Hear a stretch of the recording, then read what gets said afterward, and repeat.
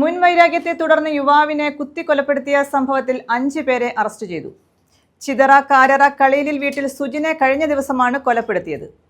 പരസ്യമായി ലഹരി ഉപയോഗിക്കുന്നത് ചോദ്യം ചെയ്തതാണ് സുജിനെ കൊലപ്പെടുത്താൻ കാരണമായത്. ചിതറ കാരറ കളീലിൽ വീട്ടിൽ 30-കാരനായ സുജിനെ കൊലപ്പെടുത്തിയ കേസിലാണ് 5 പേരെ ചിതറ പോലീസ് അറസ്റ്റ് ചെയ്തത്. ചിതറ കാരറ സ്വദേശികളായ ലാലു എന്ന് വിളിക്കുന്ന ബിജു, വിജയ്, തുമ്പമൺതൊടി സ്വദേശി വിവേക, മടത്തറ മേച്ചേരി സ്വദേശി സത്യജിത്ത, ഒരു കൗമാരക്കാരൻ എന്നിവരാണ് അറസ്റ്റിലായത്.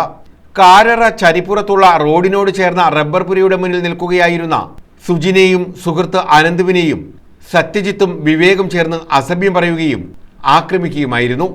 തുടർന്ന് സത്യജിത്തും വിവേകും തിരികെ പോയെങ്കിലും വിജയ്, ലാലു, 17-കാരനായ യുവാവ് എന്നിവരെയും കൂട്ടിക്കൊണ്ടുവന്ന സജിനെയും അനന്തുവിനെയും കുത്തി പരിക്കേൽപ്പിക്കുകയായിരുന്നു. കുത്തേറ്റ് റോഡിൽ വീണ ഇരുവരെയും നാട്ടുകാരും ബന്ധുക്കളും ചേർന്ന് കടയ്ക്കൽ താലൂക്ക് ആശുപത്രിയിൽ എത്തിച്ചു. തിരുവനന്തപുരം മെഡിക്കൽ കോളേജ് ആശുപത്രിയിലേക്ക് കൊണ്ടുപോകുന്ന വഴിയാണ് സുജിൻ മരിച്ചത്.